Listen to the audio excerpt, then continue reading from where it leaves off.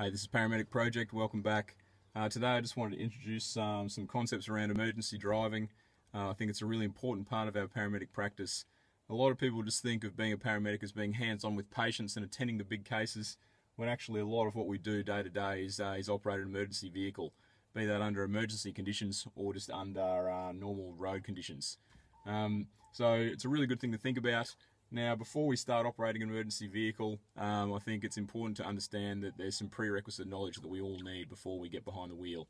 The first thing, obviously, is we need a great understanding of all the legislation. So, first thing is the road rules. Any vehicle, your private vehicle, or an ambulance, we need to have a good working understanding of the road rules that we're operating under. Second thing we need to know is the actual legislation that governs how we can operate this emergency vehicle. Now, every state, province, or country is going to have their own legislation that governs what we're allowed to do when we're behind the wheel of an emergency vehicle. So it's really important to have a working understanding of that, not necessarily to be able to quote the legislation, have a great working understanding of that so that we do the right thing. The third bit of prerequisite knowledge I think we need is every employer has their own set of rules and expectations as well that they like us to follow.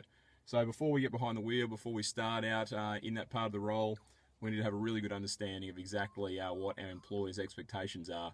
That just allows you to protect your job and protect your employment and also do the right thing by your employer. So it's really good to know that also. So they're the bits of prerequisite knowledge we need before we start operating an emergency vehicle. I think the second great thing to think about when we're driving is to really acknowledge the amount of cognitive load coming into the actual cabin of the vehicle. Now, what I mean by cognitive load, I mean source of information. Most emergency vehicles have a data terminal, some source of information where there's some visual information coming in about the case details, what type of case we're attending. We've also got a vehicle radio where we can communicate to our communication centre and where they can communicate directly back to us. There's music often that's on. We've got our own personal stuff going on in our head. So it's really important to acknowledge all of those sources of information. And one of my big tips when you're starting out is when you go into these cases and you're really getting your game face on is to try and limit some of this cognitive load coming in. And so turn the music off. That's one of the big things I do when I'm preparing for these cases, when I'm doing emergency driving. Obviously, there's a whole lot of cognitive load coming through the windscreen and the vehicle as well. So we're looking out for hazards, we're looking at traffic, and we're making sure we're driving appropriately.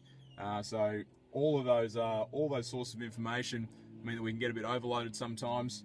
So I just like to turn the music off, and that way I can actually focus on the important things of the role and get me and my partner to the scene safely, appropriately, make sure the community's safe as well, and that we do the right thing by ourselves, by our employer, by our partner, and by the community out there.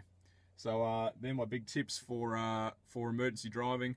Find us on social media. Thanks for joining us once again. It's been Paramedic Project. We'll see you next time.